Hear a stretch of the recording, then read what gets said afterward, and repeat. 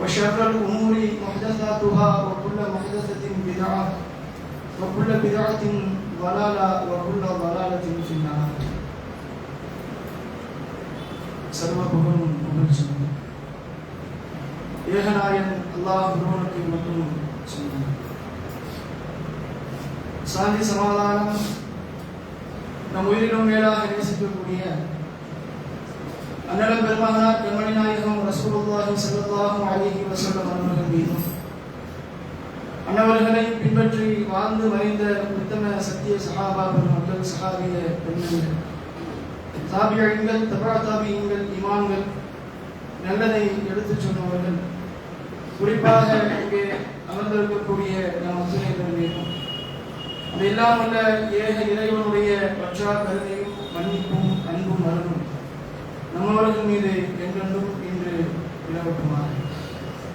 எல்லாம் வல்ல அல்லாஹ் ஜல்லஷானஹு வ தஆலாவின் நல்லடியார்களே, அல்லாஹ் ரப்பல் ஆலமீன் திருமறை குர்ஆனில் இன்னதீன இன்தல்லாஹில் இஸ்லாம், இஸ்லாம் அல்லாஹ்விடத்திலே ஒப்புக்கொள்ளப்பட்ட மார்க்கமாகும் என்று அல்லாஹ் சொல்லி காட்டுகின்றார்.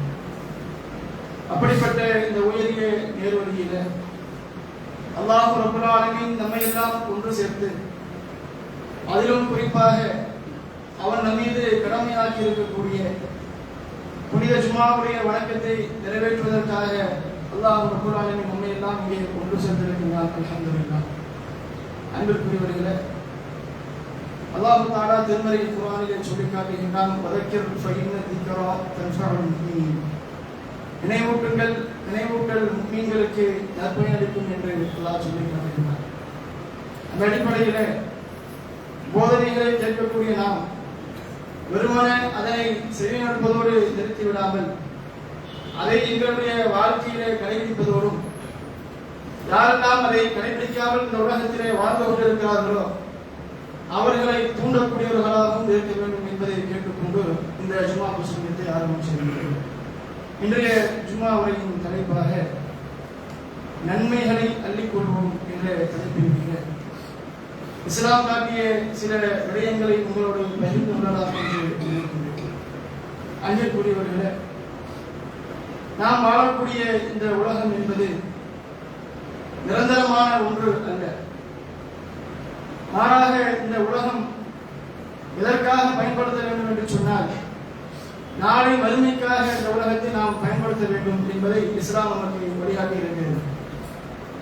எப்படி ஒரு விவசாயி தன்னுடைய தோட்டத்திலே விதைகளை ஊன்றி அறுவடை செய்வதற்காக அவன் காத்திருப்பானோ, அதுபோன்று இந்த உலகத்திலே நாம் நன்மைகளை செய்து நாளை மறுமையில் செய்வோம் வெற்றி பெறுவதற்கு முயற்சிக்கக்கூடியவர்களாக இருக்கும்.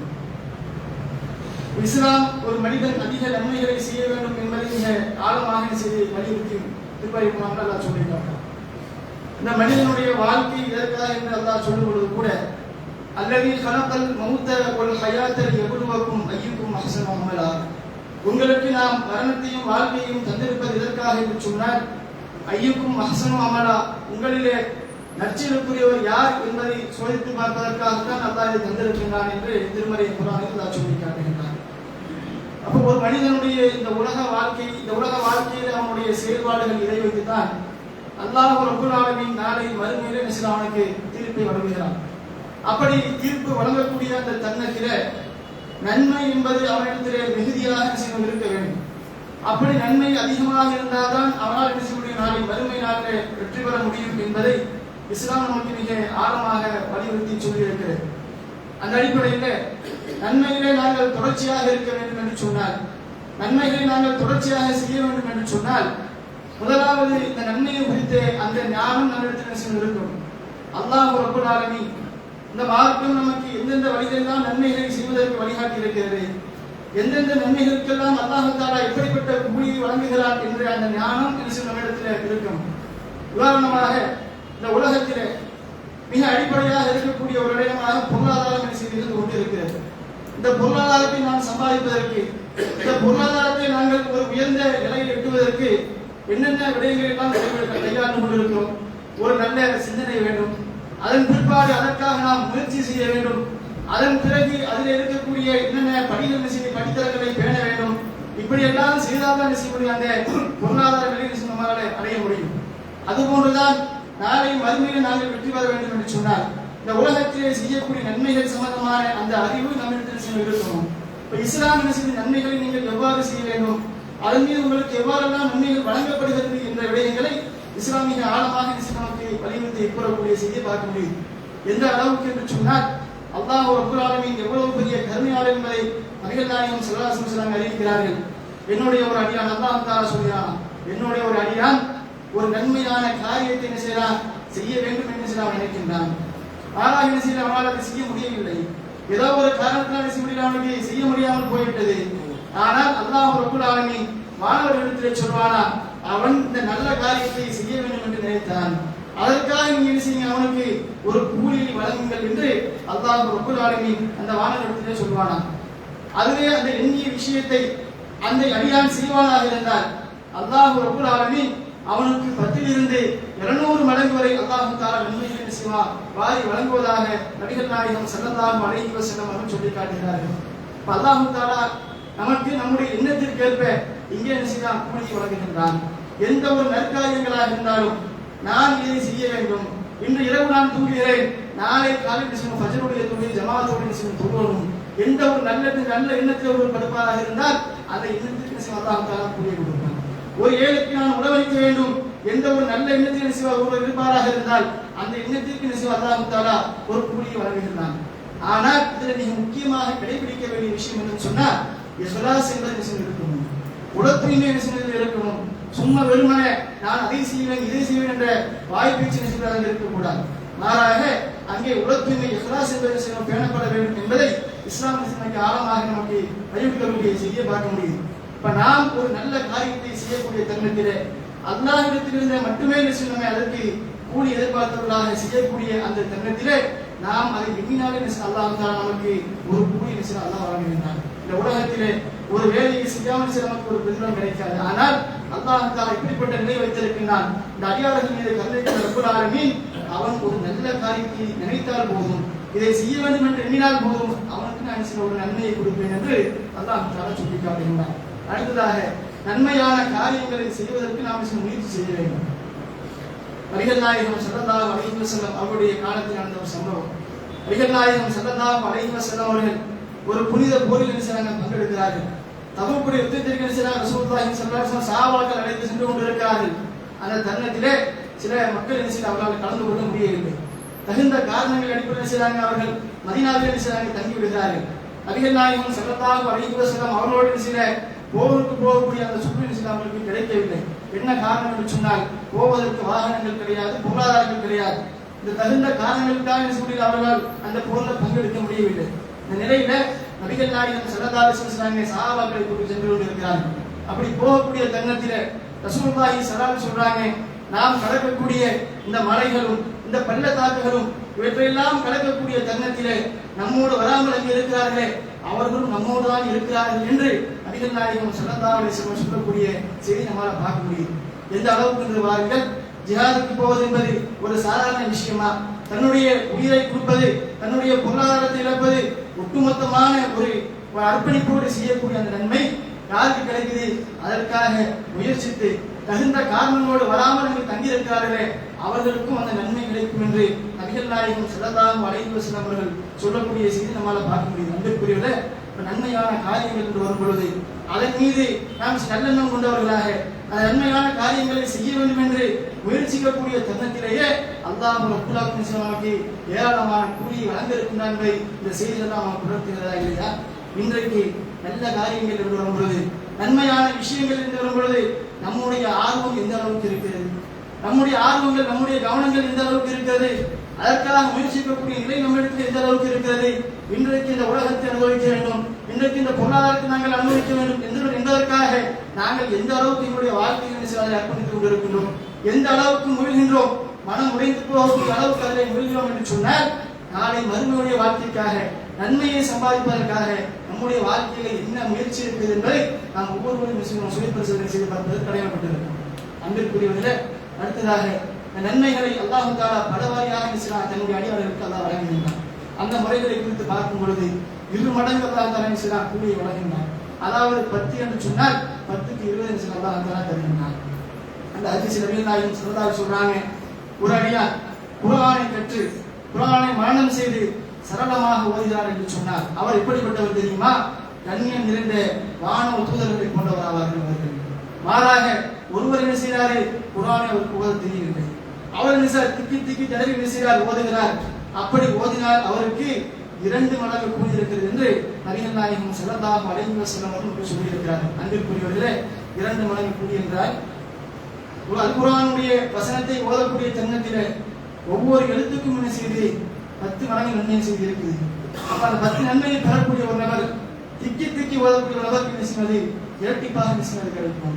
இப்ப நாம் அல் குர்ஆனை ஓதக்கூடிய தருணத்திலே நமக்கு சரளமாக வரவில்லை என்றால் கூட என்ன செய்யும்? அதை ஓதுவதற்கு முயற்சிக்கக்கூடியவர்களாக இருக்கும். இன்றைக்கு அல் குர்ஆனுடைய தொடர்பு நமக்கு எந்த அளவுக்கு இருக்கிறது? அல் குர்ஆன் எந்த அளவுக்கு நம்முடைய வாழ்க்கையில பங்காற்ற வேண்டும் என்பதை இஸ்லாம் நமக்கு வலியுறுத்தி கொண்டிருக்கிறது. இன்றைக்கு நம்முடைய வாழ்க்கையை எடுத்துக்கொள்ளுங்கள், எவ்வளவு விதமான பிரச்சனைகள் செய்து நம்முடைய வாழ்க்கையில் இருக்கிறது. அல்லாஹ் ரப்பல் ஆலமீன் அதற்கெல்லாம் நிவாரணமாக ரப்பல் ஆலமீன் அருள்முறை குர்ஆனை தந்திருக்கிறானா இல்லையா? திருமறை குர்ஆனில் அல்லாஹ் சொல்லும் பொழுது, ஒரு நஸ்ஸினு மினல் குர்ஆனி மா ஹுவ ஷிஃபாஉ வ ரஹ்மத்துல் லில் முஃமினீன் என்று அல்லாஹ் சொல்லி காட்டுகிறார். அவர்கள் முஃமின்களுடைய உள்ளங்களுக்கு இது நிவாரணமாக இருக்கிறது என்று அல்லாஹ் சொல்லி காட்டுகிறார்.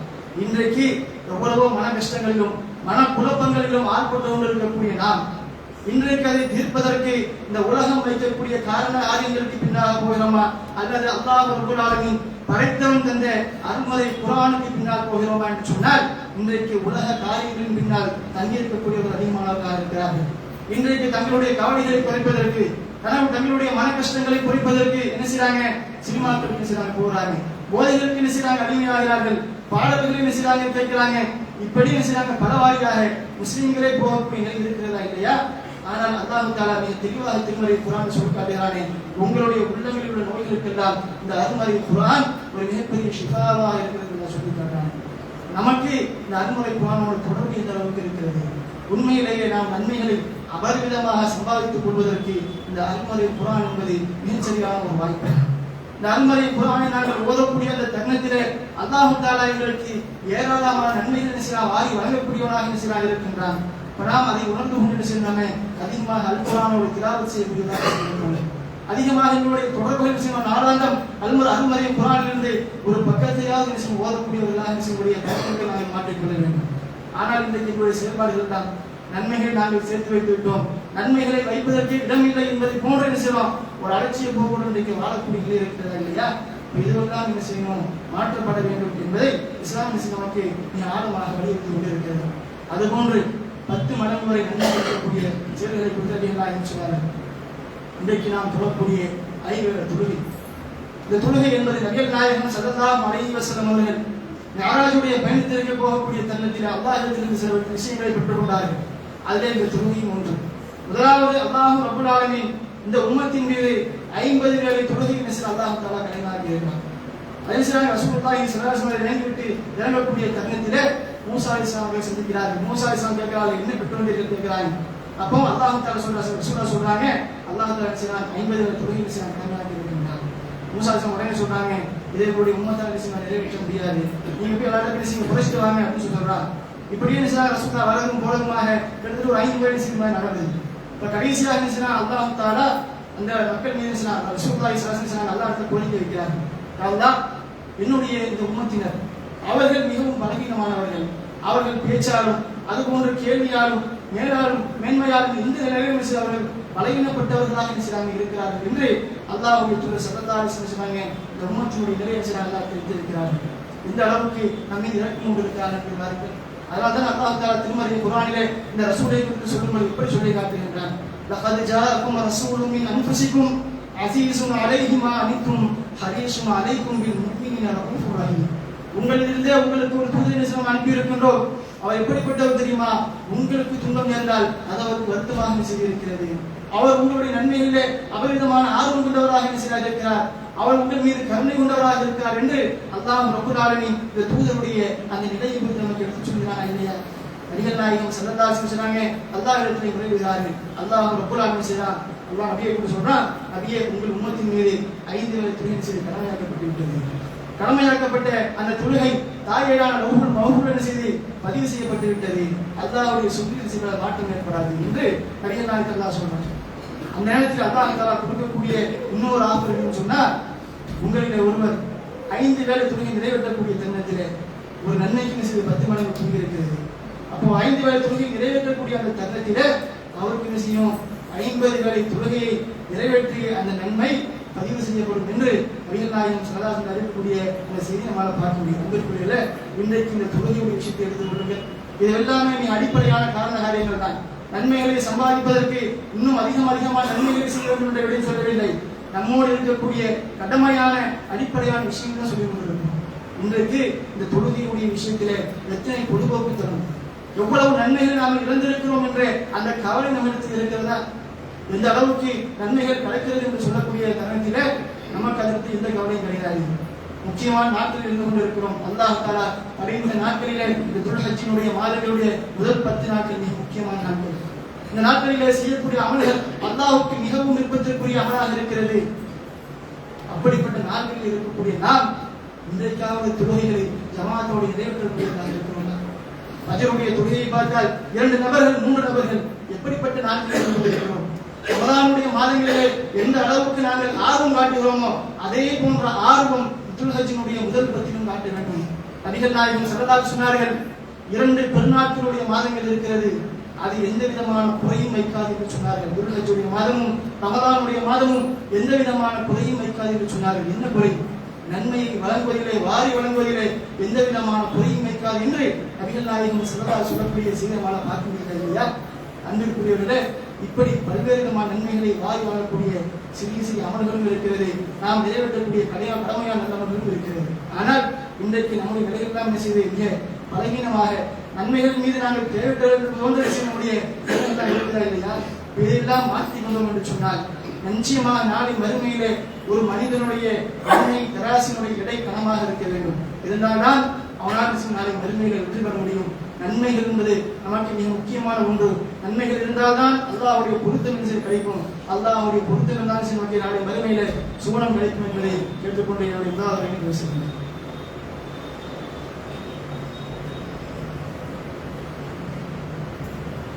அல்ஹம்துலில்லாஹி ரப்பில் ஆலமீன் والعاقبة للمتقين والصلاة والسلام على أشرف الأنبياء والمرسلين وعلى آله وصحبه ومن تبعهم بإحسان إلى يوم الدين. اللهم الله جل وعلا நன்மைகளை அள்ளி கொள்வோம் என்ற தெரிவிக்கின்றேன். எந்தெந்த நன்மைகளுக்கு அல்லாஹ் தஆலா இப்படியான கூலிகளை வாரி வழங்கி கொண்டிருக்கிறார், நாம் அந்த நல்லறங்களிலே எவ்வாறு நிலைத்திருக்க வேண்டும் என்ற சில செய்திகளை பார்த்தோம். அந்த அடிப்படையில் வெறுமன வணக்க வழிபாடுகளுக்கு மட்டும் அல்லாஹ் தஆலா நன்மைகளை வழங்குகிறார். நம்முடைய எல்லா செயல்பாடுகளுக்கும் அல்லாஹ் தஆலா சில நன்மைகளை வழங்கக்கூடியவராக இருக்கிறார். அந்த அடிப்படையில் நபிகள் நாயகம் ஸல்லல்லாஹு அலைஹி வஸல்லம் அவர்கள் சொன்னார்கள், அல்லாஹ்வை புகழக்கூடிய ஒவ்வொரு புகழ் மாலையும் அல்ஹம்துலில்லாஹ் அதுவும் தர்மமாகும். அவனை போற்றுகின்ற அல்லாஹ் அக்பர் அதுவும் தர்மமாகும். அவனுக்கு துதிக்கின்ற ஒவ்வொரு சுபஹானல்லாஹ் அதுவும் தர்மமாகும். லா இலாஹ இல்லல்லாஹ் என்று சொல்லக்கூடிய ஏகத்துவ உறுதியை கூறுவது அதுவும் தர்மமாகும். நன்மையை ஏவுவதும் தர்மமே, தீமையை தடுப்பதும் இது தர்மமே என்று நபிகள் சொல்லிவிட்டு, ஒருவர் தன்னுடைய உணர்வை பாலுறவை தீர்த்து கொள்வதற்காக தன்னுடைய மனைவியால் அவரை காட்டக்கூடிய தருணத்தில் அதுவும் அவருக்கு நன்மையாகத்தான் அமையும் என்று நபிகள் நாயகம் சொல்லியிருக்கிறார்கள். சஹாபாக்கள் உடனே கேட்கிறார்கள், யார் ரசூலுல்லாஹ் இதற்கும் நன்மை கிடைக்குமா என்று சில சஹாபாக்கள் கேட்கிறார்கள். ரசூலுல்லாஹி ஸல்லல்லாஹு அலைஹி சொல்றாங்க, ஒரு மனிதனுக்கு பசி தூக்கம் என்பதெல்லாம் எப்படி அடிப்படையாக இருக்கிறதோ அதுபோன்று இந்த உணர்வுகளும் இது அடிப்படையாக உண்டு. இதை ஒரு மனிதன் தவறான முறையிலே பயன்படுத்தாமல், எப்படி அவன் தவறான முறையிலே பயன்படுத்தினால் அவனுக்கு தண்டனை தீமை கிடைக்குமோ அதே போன்று அனுமதித்தவர்களே ஒரு மனிதன் இதை செய்யக்கூடிய தருணத்தில் அவனுக்கு என்ன செய்யும், நன்மை கிடைக்கும் என்று நபிகள் நாயகம் ஸல்லல்லாஹு அலைஹி சொல்லக்கூடிய செய்தி பார்க்கணும்.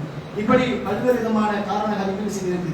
இந்த உலகத்தில் நம்முடைய சகோதரனை பார்த்து நாம் புன்னகை செய்வதும் தர்மமாகவும் சொல்றாங்க. அதுபோன்று நாம் பாதைகளை பயணிக்கக்கூடிய தருணத்திலே அங்கே மக்களுக்கு இடையூறாக இருக்கக்கூடிய கற்களை முட்களையும் அகற்றணும் என்று சொன்னால் அதுவும் என்ன செய்து தர்மமாக நன்மையாக செய்து மாற்றப்படுகிறது. இப்படி ஏராளமான நன்மைகள் செய்து நமக்கு புரியக்கூடிய நிலையை பார்க்க முடியும். அதுபோன்று மிக முக்கியமான நன்மைகள் ஒன்று தான் நிலையான தர்மமாக இருந்து கொண்டிருக்கிறது. நபிகள் நாயகம் சொன்னார்கள், இதா மாத்தல் இன்சான் ஒரு மனிதன் மூத்தாகிவிட்டான் என்று சொன்னார், அவனுடைய இல்லாமல் சராதா 3 விஷயங்கள் தவிர மற்ற அனைத்து விஷயம் துண்டிக்கப்பட்டுவிடும். அது என்னன்னு சொன்னால் சதத்தின் ஜாரியா, நிலையான தர்மம், அவமின் சாலியின் பரதி எதிர்வுலகும், அவமின் இல்மின் என்ஃபாவுலகும், பயனுள்ள கல்வி, அவனுக்காக பிரார்த்தனை செய்யக்கூடிய சாலியான நல்ல பிள்ளைகளுடைய அந்த துவா என்று நபிகள் நாயகம் ஸல்லல்லாஹு அலைஹி வஸல்லம் சொல்லக்கூடிய செய்தியை பார்க்க முடியும்.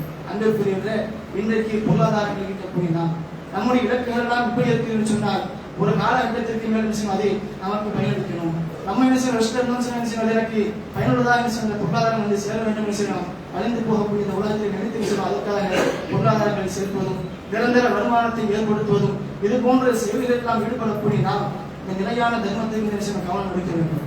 நாளை நாம் மூத்தாகிட்டோம் என்று சொன்னால், நம்முடைய மரணத்திற்கு பிறகாலும் எங்களுக்கு நன்மை வந்து சேர வேண்டும் என்று சொன்னால் இந்த நிலையான தர்மங்களுக்கு சிலமே இந்த ஆர்வம் கொண்டவர்களாக கவனம் கொண்டவர்களாக இருக்கும். நிலையான தர்மத்தை குறித்து நபிகள் நாயகம் சொன்னார்கள், ஒரு மனிதர் என்ன செய்கிறார், ஒரு மரத்தை நட்டுகிறார், அல்லது என்ன செய்கிறார், ஒரு உதவி ஊட்டுகிறார், அதிலிருந்து செய்கிறார் விவசாயம் நடக்கிறது, அதன் மூலமாக பறவைகளோ வனவிலங்குகள் செய்து அதிலிருந்து சாப்பிடுகிறது, அதன் மூலமாக செய்வதற்கு நன்மைகள் என்று சொன்னார். இது போல நிறைய விடயங்கள் செய்திருக்குது. நிலையான தர்மத்தை ஏற்படுத்துவதற்கு நிறைய நல்ல காரியங்கள் செய்திருக்கு. நம்ம இருக்கக்கூடிய இந்த பள்ளிவாசலாக இருக்கட்டும், இதை நம்ம வந்து பெற்றோர் வைங்க, ஒரு இடத்துல சொந்தமாக இடம் கட்டிகள் வைங்க, அதற்கு தேவைப்படக்கூடிய அந்த பொருளாதாரங்களாக இருக்கட்டும். நம்மளால் முடிந்த அந்த பொருளாதாரங்கள் சின்ன அபரிதமாக அறிவு கொடுக்கக்கூடிய தருணத்திலே எந்த காலம் வரைக்கும் அந்த பள்ளிவாசல் இருந்து கொண்டிருக்கிறதோ, அதில் தொடரக்கூடிய மக்கள், விக்கிரம் செய்யக்கூடிய மக்கள், அதில் எந்த நல்ல முறையெல்லாம் நடந்து கொண்டிருக்கிறதோ அதோட நற்காரியம் நமக்கு வந்து சேர்ந்து கொண்டே இருக்கும். நிச்சயமாக நாளை மறுமையில யாருக்கும் யாரும் உதவ முடியாது.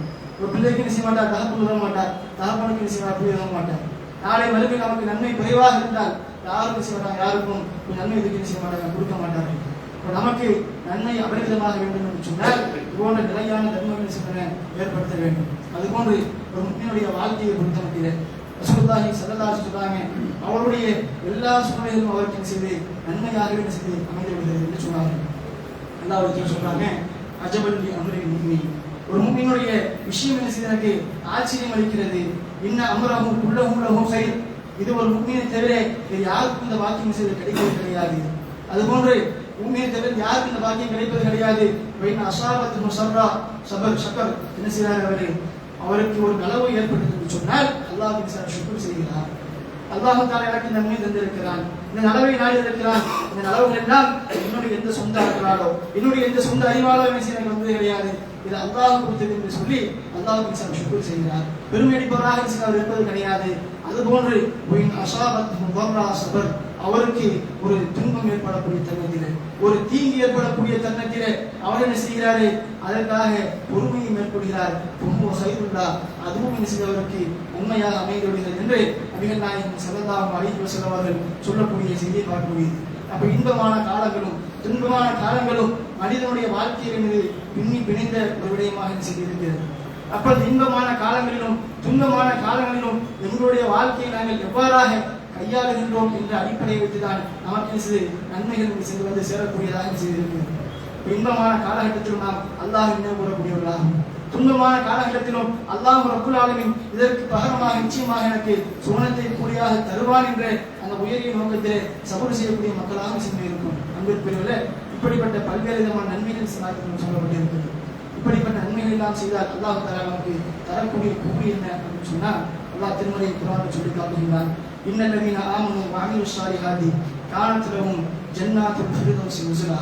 யார் ஈமான் கொண்டு சாலிஹான நல்ல அமல்களை செய்கிறார்களோ அவர்களை நம்ம செய்வோம், ஜன்னத்துல் ஃபிர்தௌஸி தங்க வைப்போம் என்று அல்லாஹ் தஆலா சொல்லி காட்டுகிறான். இப்பேற்பட்ட உபசரிப்புகள் நடக்கும். லஹும் மா யஷாஉன இன்த ரப்பிஹிம், அவர்களுக்கு அவர்களுடைய இறைவனிடத்திலே கேட்டதற்காக விஷயம் கிடைக்கும். வதாலிக ஜஸாஉல் முஹ்சினீன், இது யார் நன்மை செய்தாரோ அவருக்கு அல்லாஹ்வால் வழங்கப்பட்ட கூலியாகும் என்று அல்லாஹ் தஆலா திருமறை குர்ஆனில் சொல்லி காட்டுகிறான். அன்பிற்குரியவர்களே, இதையெல்லாம் உணர்ந்து நம்முடைய வாழ்க்கையிலே நம்மால் ஏறுமானவரை நம்மால் முடியுமானவரை நன்மைகள் மிகுதியாக செய்யக்கூடியவர்களாக, அதுபோன்ற நன்மையான காரியங்களை செய்வதற்கு இது போன்ற வாய்ப்புகள் வழங்கப்படக்கூடிய தருணத்திலே, இந்த நாட்களை அல்லாஹ் தஆலா எங்களுக்கு தரக்கூடிய தருணத்திலே அந்த நாட்களை பயன்படுத்தக்கூடிய மக்களாக இருக்க வேண்டும். அன்பிற்குள்ளே எதை கேட்டோமோ அதன் அடிப்படையில் நம்முடைய வாழ்க்கையை செயல்படுத்தக்கூடிய நன்மக்களாக அல்லாஹ் ரப்பல் ஆலமீன் ஆக்கிய முடிவாளாக.